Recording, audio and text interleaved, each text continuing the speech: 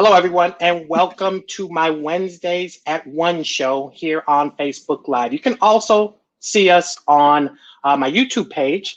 But if you're here and you're watching me, I am so excited to have you because I'm excited about these guests. I have two gentlemen who are experts in all things financial. And in this particular climate, this pandemic climate, this political climate, we are having more and more conversations about our finances, whether it's because our job is lost or is in jeopardy, or we're working but we're underemployed, or we are maybe on unemployment, or maybe we had a plan. We had a financial plan once upon a time, and that was based on having a regular society, to be honest, and that's gone away. So without any further ado, I'm going to introduce you to our two guests. Our first guest is Mr. Derek Hector, and Derek is based in Atlanta. He's a financial advisor for Consolidated Planning, and we're going to learn a lot from Derek. We also have with us Mr. Julian Pouncey. He's a wealth management advisor, Northwest Mutual. And I am excited to hear all that both of these gentlemen have to say. So first of all, thank you, gentlemen, for being here. I appreciate it. I'm going to start right off. I'm going to get right into it right now. In terms of our finances, is this a time to be saving or investing? Well, the answer to that question is it depends. It depends on your situation right now. I can't give a cookie cutter answer to that one because, see, some people are in dire straits, but some people are just rolling right now. And if you're sitting on cash, if you have the capital at hand, I think it's a great opportunity out there because a lot of things are on sale and are going to continue to be on sale. However, if you've had some financial strife due to the corona lockdowns and the aftermath, well, you have more immediate needs. Derek, you want to add into that? I think the first thing you want to do is before you get into that, you want to make sure that you're organized. Because right now there's an abundance mindset that people think that they can invest, but the market doesn't go the other way. So I would say the first place is to start with your organization. But in terms of rate of return over savings, I think right now the only true indicator of success for the average American is their savings rate on their balance sheet, because that's the only thing that they can control. So I would say savings over rate of return as of right now. Okay, so I know a lot of people right now are looking at their 401ks, and some people, their 401ks are actually up. Some may not be contributing because maybe they're not working, or maybe the money they have, overall is down. So maybe their contribution weekly or monthly or however they contribute is down. What do you say to people that are looking at their 401ks as indicators of how things go overall? Well, I think that's the wrong thing to look at as an indicator, because it depends on how your 401k assets are allocated, first and foremost. Person A may have a totally different portfolio allocation than person B. So that's not a good litmus test as for how things are going. That's just a test of how things are going for you and your portfolio. So if in general, if your 401k is, say, up now from March at the beginning of the pandemic, what does that mean? What does that say generally, or what should a person in that position be doing? Well, if your portfolio is up from that point, that simply means that the investments inside of your portfolio have weathered the storm. And as far as what you should be doing, well, it depends on where you are in the game as far as your distance from retirement. If you're closer to retirement, I'll give you a football analogy. If you're in the red zone and you're about to score a touchdown, they call conservative plays, right? Because they want to at least get a field goal. Mhm. So you may want to be looking at taking some of your gains, putting them into another portion of the portfolio, and because you don't have enough time to weather another dip and a rebound, because it may negatively affect your ability to take distributions and for the length of time you're taking distributions during retirement. However, if you have a lot more time left in the game, you still may want to reallocate, lock in some of your gains, and then wait for the next opportunity. Even inside of a 401k, you can do things like Yeah. I would say also that goes back into that prioritization point of being organized, because being that a person, probably is maybe close to retirement, I would think that they have a substantial amount of savings in addition to their 401k, just in case I mean, the market might go down, and then do they have more time to continue to work and build that back up? That's why planning is so key in terms of prioritization. For the 401k is just one aspect of a person's financial plan, like one aspect. So in terms of making sure that everything is protecting the downside, financial surprises happen. You want to make sure that you have a solid plan, like you mentioned in the beginning, Eric, and that you're constantly meeting with your financial professional to make sure that you're on point. Because by the time you get to retirement, wherever you at is wherever you at.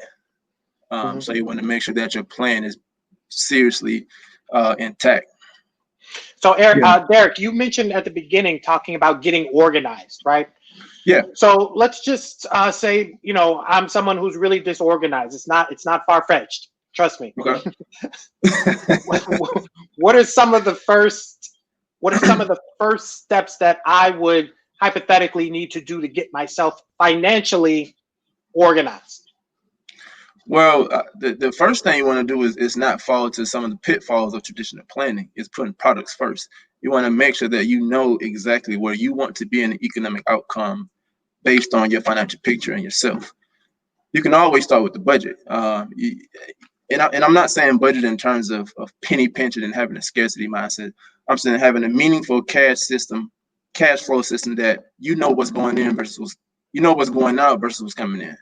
All right. In terms of being organized, and in my logical opinion, I think because if you don't get organized, then once financial surprise happen, you really just don't know what you're saying. So I would say start with the budget. Start with the outcome of where you want to go. I don't know if you're married, kids, all of that is very, very, very important. But I would say start with the budget, but not with the mindset of, penny pinching and missing out on life experiences. Mm-hmm. And Julian, what would you say? Well, Derek really summed it all up. Everything starts and ends with cash flow. Financial values of planning. Nothing happens without proper budgeting. I can show you a lot of different things, but if you don't have the cash flow to implement, that's just a waste of your time. Right. So everything starts with the cash flow, and you have to be realistic and honest with yourself. Like Shakespeare said, to thine own self be true. You got to be true about that money. Okay, no, I love that. And that's why I wanted to have you guys on, because people are, for better or worse, people are adjusting to the realities of their cash flow right now more so than they ever have before, right? So if I'm a salaried employee, I have a very strong sense of how much money I'm going to have every week, how much money I'm going to have every year versus what my expenses and my overhead is, and I can plan accordingly.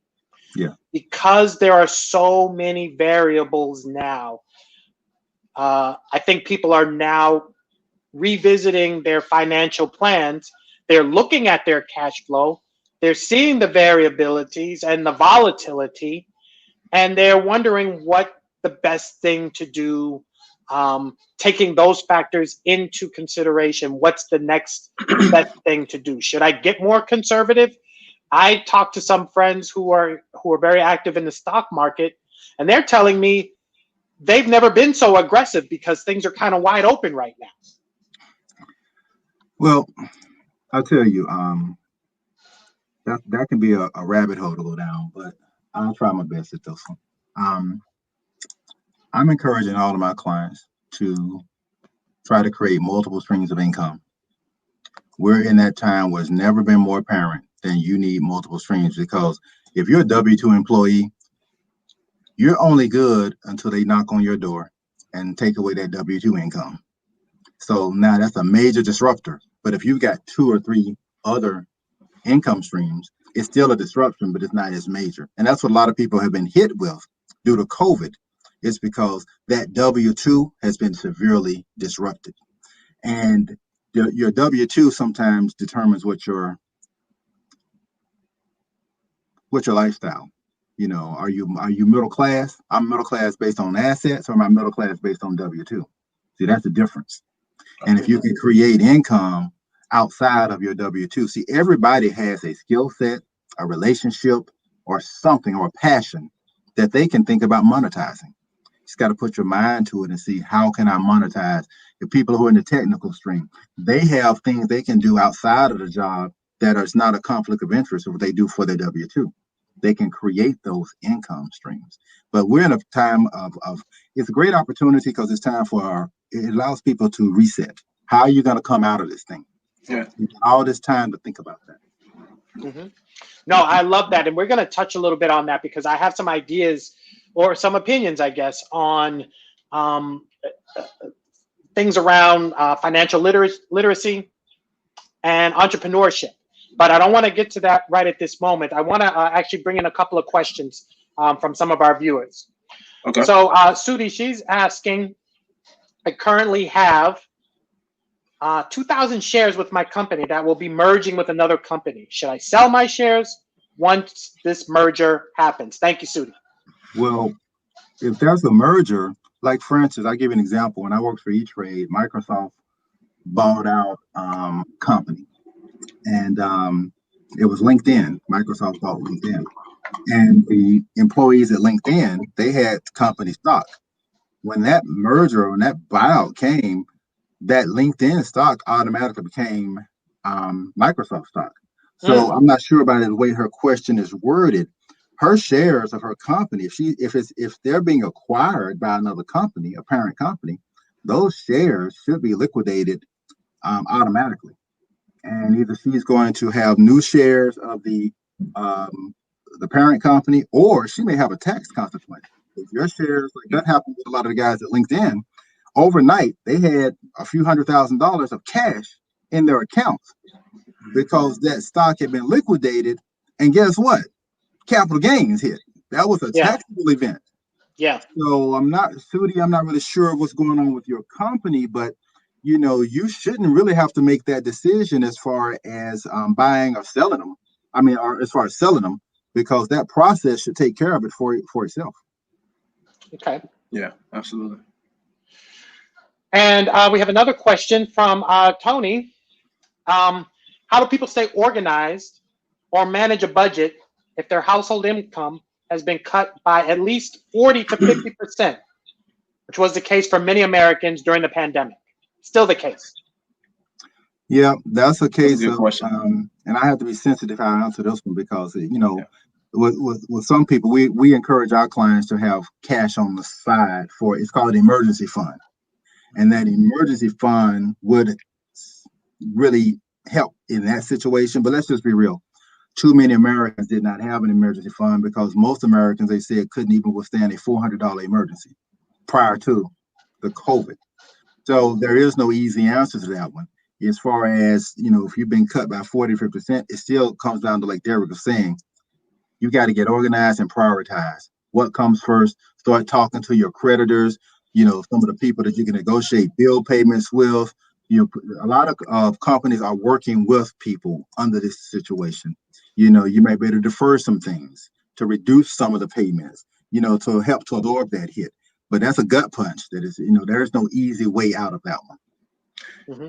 Also, in addition to that, this can be very, very complicated.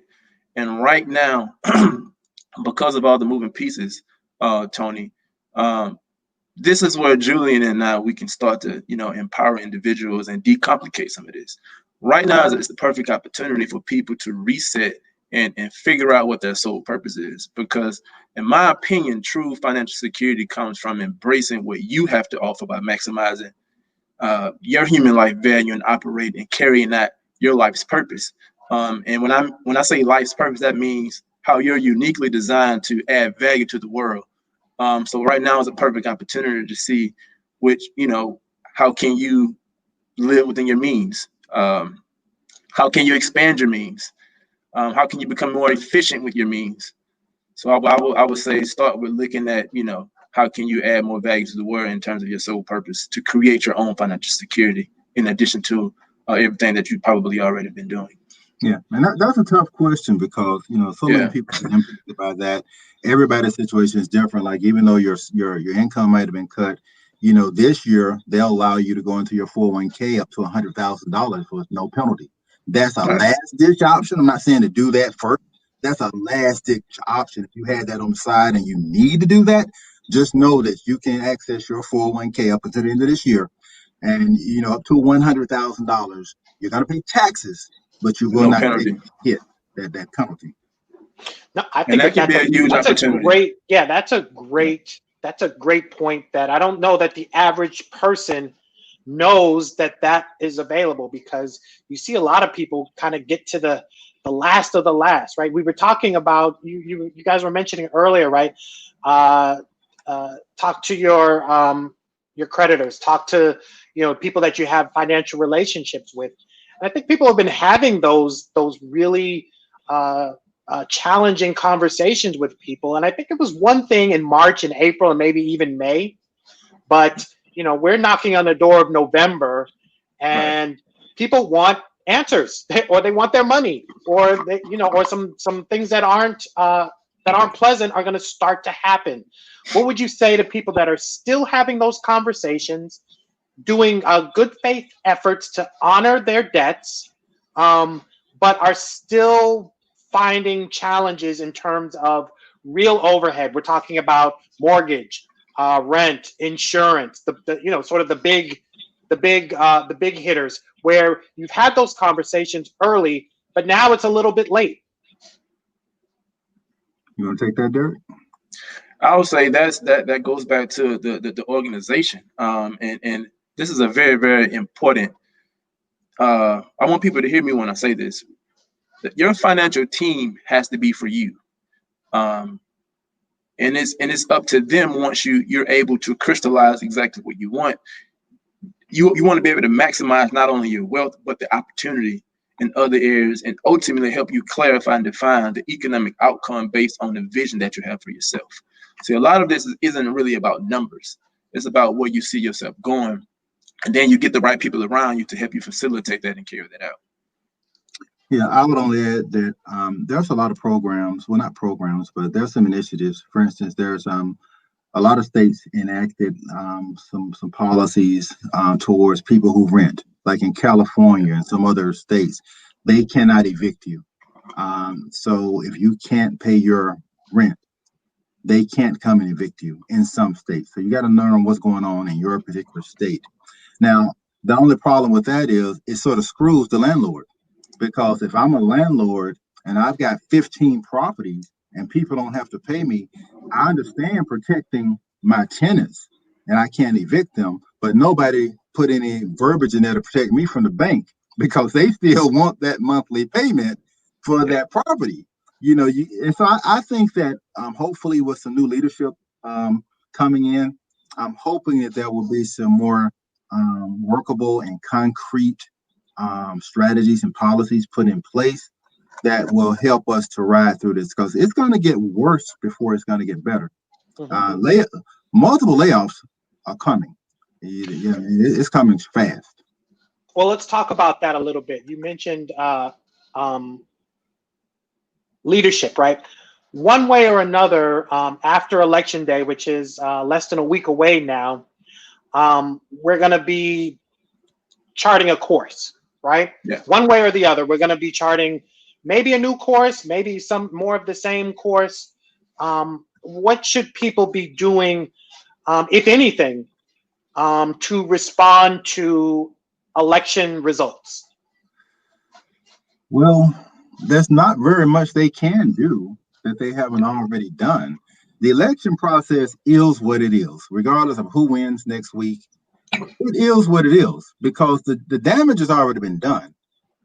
So nobody's going to come in and miraculously turn this thing around. I mean, look how long 2008 took to get turned around. This is worse. So I think that it's more your local circle, your local policies, reaching out and finding out what type of help is available. In some cases, it's going to have to be a hive mentality where people pool some of their resources. You're going to see more and more of that going on. You're going to see people having to pool resources, families pool resources, people who actually trust each other enough to do that. This is unprecedented, and it's going to take outside of the box short-term remedies to get through this thing, because most people's savings accounts they were already low. People were living check to check as it was.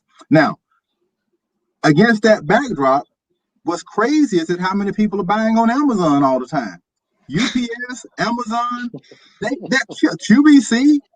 So on the one hand, you've got, people are strapped for cash, but in my neighborhood, the Amazon truck comes through here at least 10 times an hour. So, it goes back to that poor relationship with your money, because people are spending, evidently they're spending money they don't have, which is going to exacerbate the problem. So, I mean, like Derek was saying, you got to have a plan and some discipline. Also, I think right now is the perfect opportunity for, if we're speaking to be, economic independence, financial freedom, then you have to have a solid plan. And I've read this. I read a quote somewhere that said, if you don't know where you're going, then any road will get you there. Any financial professional who you talk to, everything will sound good. But if we're talking serious empowerment and independence in terms of economics, then have a perspective for yourself and for your family. Have your purpose written from your perspective and your purpose, and that's when you can build a plan.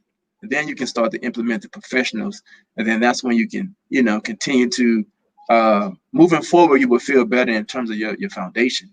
And I think that's an issue with people right now in terms of finance. They really just don't know what their foundation is, and that foundation should be a strong sense of cash flow with whatever salary that you make. Mm-hmm.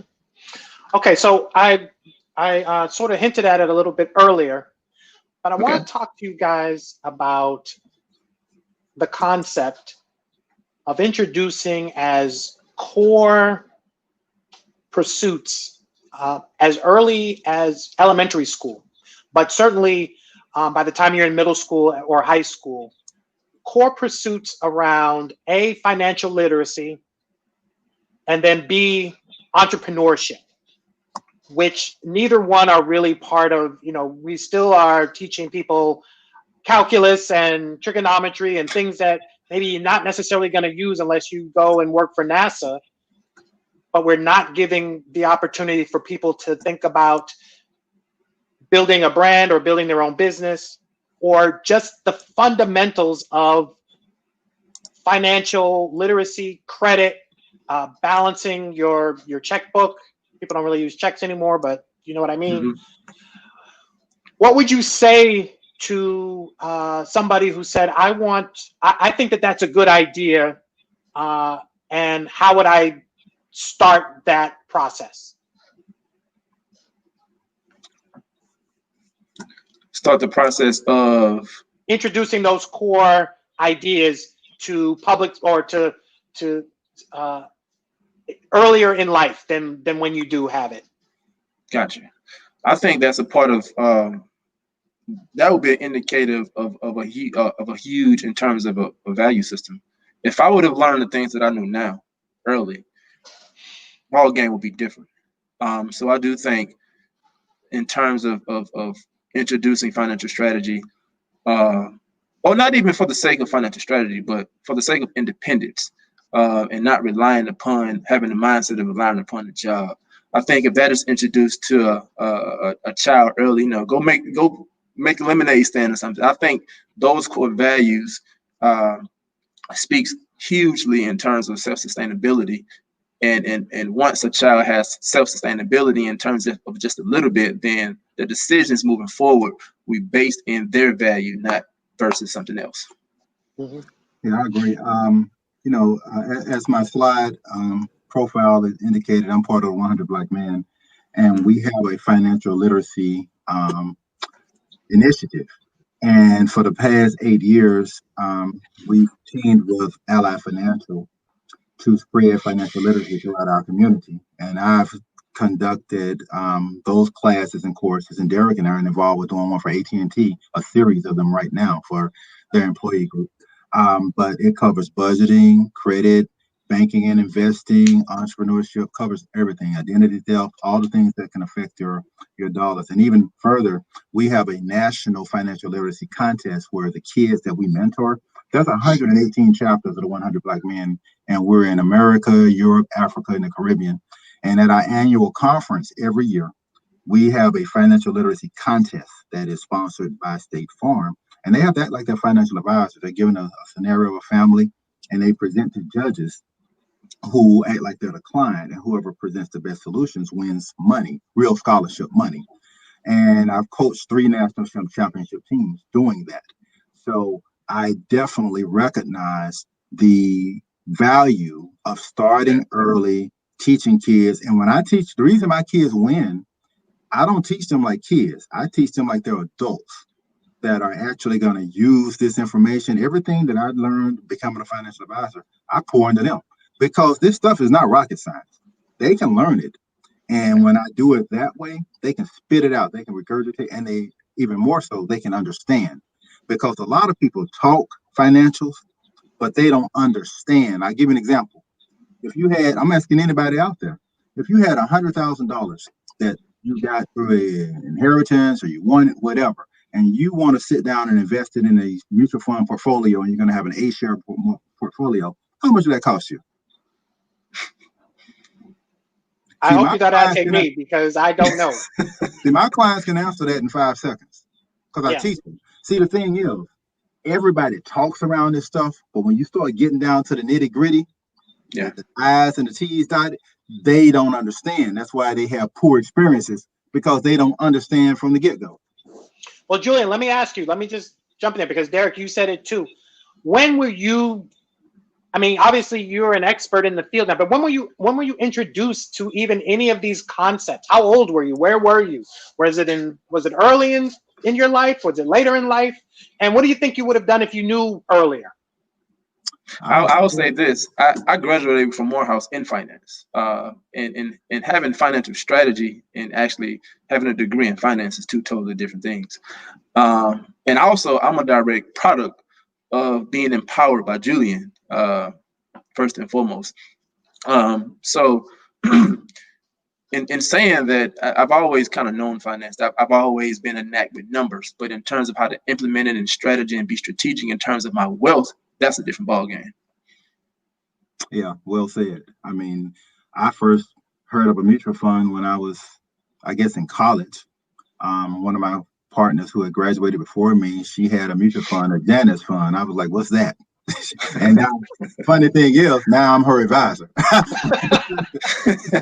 But even in college, I took finance classes. But like Derek said, you know, it's like playing, you know, looking at a picture and painting a picture, 2 different experiences, 2 totally different experiences. Most people don't understand, even though, think about this, right now, the majority of people who are working, they're putting money away into a 401k that they don't even know why they've got money and what they've got it in. Because you know what they did?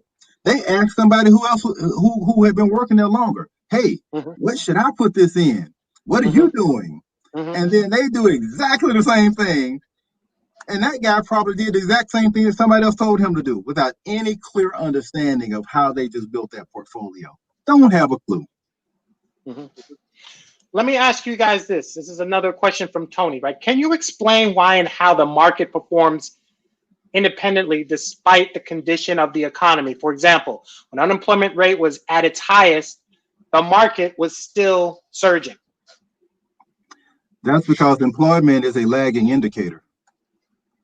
Mm-hmm. Explain what that means. It means that lagging indicators are indicators that it takes a while before you see the effects of them, like employment, real estate. Those are lagging indicators. So the market is a living entity all by itself. Think about it as an organism. And there's a lot of different things that affect that organism. And some of those indicators are like the unemployment. So just because unemployment is getting crushed right now, you're not going to immediately necessarily see the results in the market. It depends on why and what sectors of the economy are suffering worse from unemployment. For instance, the service industry, of course, that got killed, but the medical industry surged.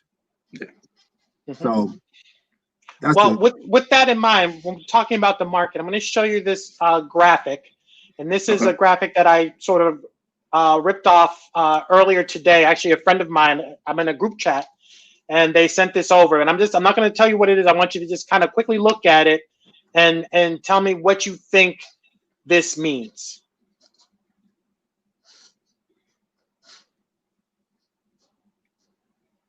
Can you make it bigger? I can't make it any bigger. That's what it is. I know. Yes. Okay. Yeah. I can't really. Well, basically, I see a lot of red. Yeah, there's a lot of red. There's a lot of big companies. There's a lot of yeah, I know I did a terrible job there, but there's a lot of red. There's a lot of big companies. There's a lot of arrows pointing down. Okay. And that's sort of, you know, I struggle with markets because markets are such a timestamp, right? In a given day or a given moment in a day or a given week, everything can look great or it can look like the world is ending. And so, you know, there are things that you know, you can take from the market that maybe aren't necessarily true overall. So I'm attempting to make this bigger for you guys. You can see it. Well, I'll make a comment about the market because most of the people I think follow the S&P, and a lot of people make a mistake of comparing the performance of their investment to the S&P. You got to understand the S&P is purely equities. If you don't have a purely equity portfolio, you're using the wrong benchmark from the beginning to compare. Now, one other thing is that right now it's about 5 companies that comprise 25% of the S&P. There's 5 companies that they make up 25. So when you're looking at the S&P, you got to look at whether or not you're looking at the weighted or the actual, because the performance of those 5 companies can sway. But if you were to take the S&P 500 and say equally weight all of them, you're going to get a totally different chart.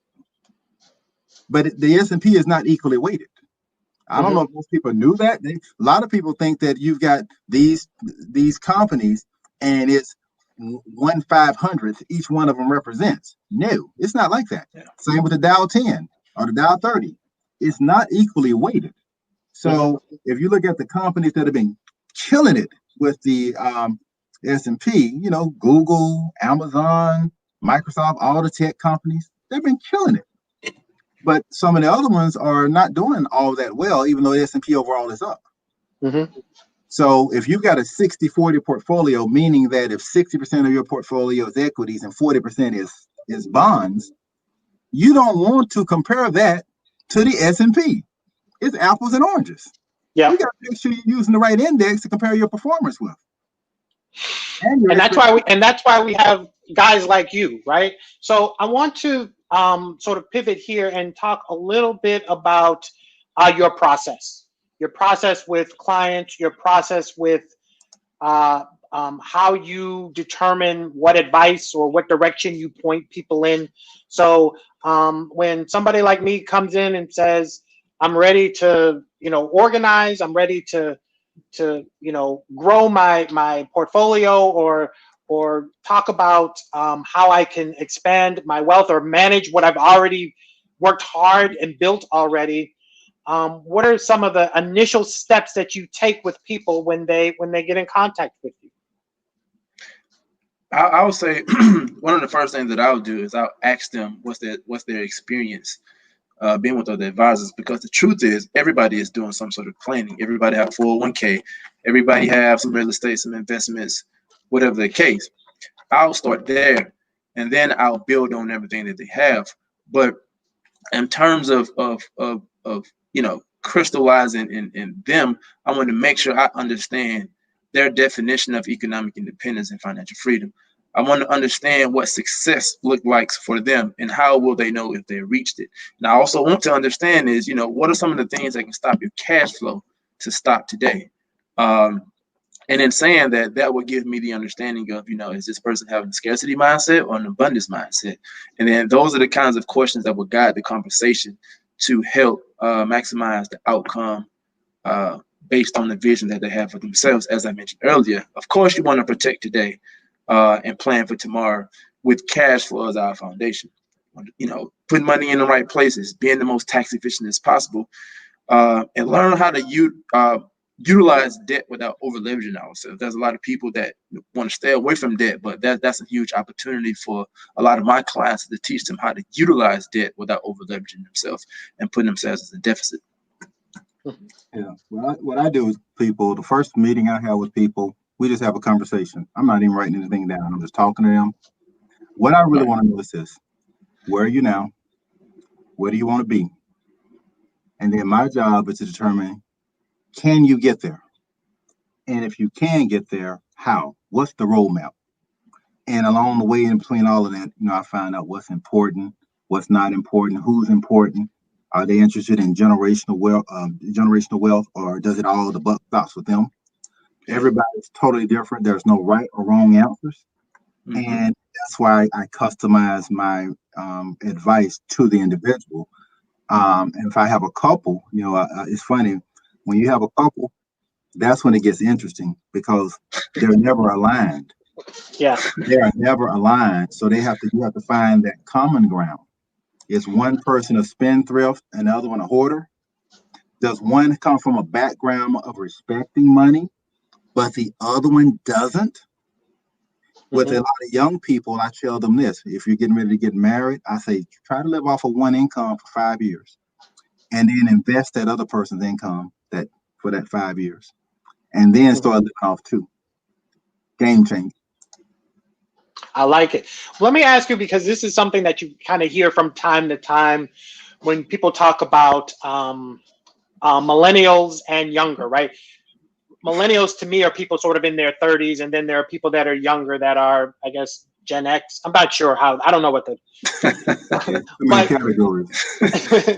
But sort of younger people. You hear every once in a while. You hear some financial advisor say, "Well, if you don't go to Starbucks, if you don't have the avocado toast, right? If you don't do these sort of seemingly granular things, those are things that are going to sort of turn the tide for you."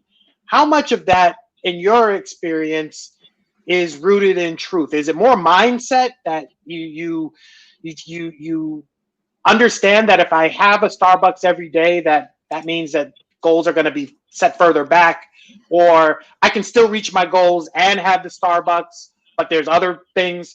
Like, how fine-tuning do you have to be when you're thinking about sort of big picture in terms of going forward in the future, your financial future? You want me to get this to Julian? That's all about cash flow. Listen, yeah, you can't. The one thing I try to stay away from is cookie cutter strategies. Like the one that says you got to have, $3 million before you retire, otherwise you're failing. Or you've got to do this. If you're young, you've got to have 100% equities. If you're older, you've got to have 100% bonds. That is all subjected to the individual and the individual circumstance. If you can manage your cash flow to where you can get the Starbucks, me personally, I'm not going to pay $8 for a cup of coffee. It's not me. But if you want to do that, then hey, we'll put that in your budget. And as Yeah. long as the budget works out, if we can come up with the right budget that allows you to do the proper planning, and you can experience, like Derek said, have the experiences of life along the way, then fine. That's plan one. Plan B is, okay, you might not hit this goal up here. So how much are you willing to pull back on some things in order to live that more fruitful, fulfilled life? That's an individual decision. You got the green pill, you got the blue pill, and you're in the matrix. So, Wow. Okay. Hey, Eric, I would like to also add to that. Julian and I, we were two different companies. And the reason why we work so well is because we're not putting a company first. We both work for great companies, but it's the financial philosophy, because the truth is hard work plus bad financial philosophy is still equal limitation, bankruptcy, divorce, and all the other things. And I think to answer your question directly, we have to overcome some of these financial myths that are destroying prosperity. And I would say, who cares if a person likes Starbucks? That's when you can classify your expenses in terms of like actually what's destructive and what's productive. I would say enhance those productive expenses and take away the destructive expenses, making sure that we're managing the protective expenses so that you can live that life and incorporate that Starbucks, like Julian said, into your budget, because you want to value follow dollars. And if that's a part of your life, that's a part of your creativity, that's a part of whatever it is that make your day good, then that needs to be a part of your day. That needs to be a part of your expenses. And I would say that's the difference between cookie cutter and managing people's expectations in terms of, okay, this is true. You don't have to cut back something you like if it's not damaging to your life. Mm-hmm. And that is incredible advice. What I like about what both of you said was the idea of no cookie cutter solutions. Yeah. The idea of looking to the left or the right of you and saying, well, they did this, but they're 401k, so I'm going to do that, right? It's really a tailored, customized, curated plan to get you to where you want to be, right? And I can remember early in my professional career talking to a financial planner, and the idea at that time was, to have $1 million, by the time I retire, right? And $1 million really, is not a lot of money, right? It's living at about $100,000 a year for 10 years. And what if I live longer than 10 years? Then what, right? Mm-hmm. And I know that I hear everything you're saying for no cookie cutter solution, but in a general sense, assuming that people retire at around 65, and you're not allowed to say as much money as you possibly can, what would you feel comfortable with in a dollar figure or range by the time you're 65 and you're retiring to have for your retirement? That's an easy question. Listen, when it comes to retirement, and it goes back to what I said before, it's about cash flow. What you want to do, an optimal situation is this. You want to have enough cash flow to cover your basic living expenses, meaning your utilities, your mortgage if you have one, your food, clothes, or whatever. Basic, the cable, because for some people that's basic. They got to have that. So if you structure your retirement planning to where via Social Security, because Social Security is a guaranteed check that's coming, and don't be confused. Social Security will be there. They can fix it tomorrow if they want to. All they got to do is, seriously, they can fix Social Security by raising, I think if they raise the taxes by like $80 on everybody, it's a small number, but it's a big number when you look at the number of millions of people. They can fix it, and it will get fixed in the 11th hour. But if you could structure it to where your Social Security, and if those of you who are lucky enough to have a pension, if you got a Social Security and a pension, and that covers your basic needs, then no matter what the market does during your retirement plan, during your retirement years, you're covered. You're going to have a place to live and you can eat, right? Now, Then if you're in other investments, your 401ks, your IRAs, whatever, if you have that, that's lifestyle money now. That's gravy money that you can then live that quality of life. Now, everybody knows pensions are gone away. Very few people have pensions anymore. There's a pension replacement that an annuity can be a pension because it gives you guaranteed income for life. So if you structure it the right way, there's good annuities and there's bad annuities. But if you get it structured the correct way, to where you have Social Security and just a regular basic annuity, vanilla, that's just giving you income. If those two resources can really take the lion's share of your needed cash flow, then the rest is really an even slope. You're not worrying and sweating and waking up in the middle of the night because your portfolio is down and you're 80 years old. Yeah. No, that's incredible. That's incredible advice. So as we start to wrap up here, I always like to give my guests, first of all, give my guests their flowers while they're here. You guys were amazing. Thank you so much. Thank you. I can't even tell you how great this conversation has been.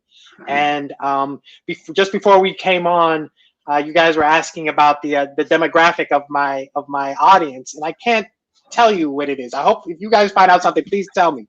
But what I do say is that about an average of about 250 to about 300 people see these shows that I have every Wednesday at 1 p.m. on my Facebook Live and on my YouTube. So that's not in real time, that's over the course of the video. So usually all the views happen within 1 week, or the majority of them happen within 1 week. So rest assured that at least 250, probably more, are really going to be able to hear all of this great advice that you've shared with us today. And for that, I am super thankful. So thank you for that. What I always do at the end is allow you guys just to tell people who you are, tell people how they can be in contact with you, and just use this time to really promote yourself. So with that, I'm going to start with you, Derek. Please tell the people. Okay, I'm Derek Hector. I'm a financial advisor with Consolidated Planning, and I'm also focused on helping, people establish a life to empower their minds and raise their consciousness in terms of economics. I believe people should invest in their sole purpose because that is the only true sense of financial security. And also, just having that uncommon approach to economic independence, financial freedom, and empowerment. And most importantly, I'm also focused on helping you and your family build the life you love. So my email address is, Eric, you can put that up. Yeah, my email address is there. Feel free to shoot me an email. I'm looking forward to speaking with you guys. Thank you. And Julian, please tell the people. Well, I'm Julian Pouncey. I'm based here in Atlanta. I'm licensed in multiple states. I've been in the game for a while. Worked at the different companies you see, and I learned something everywhere I went. So I don't have any one perspective from any one company. I'm a combination of all the places I've worked, and I think that's a strength. My goals are to help my clients to create the plans for them and their families and their families. I'm really big on preparing people for generational wealth, but also recognizing that people have to live in the here and the now. So sort of have your cake and eat it as well.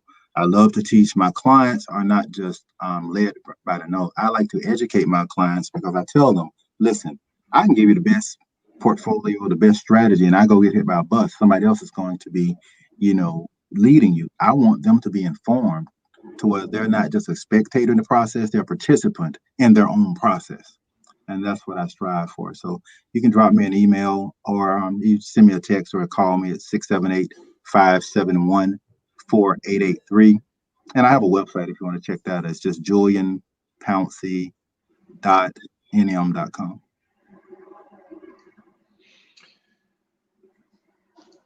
Again, guys, thank you.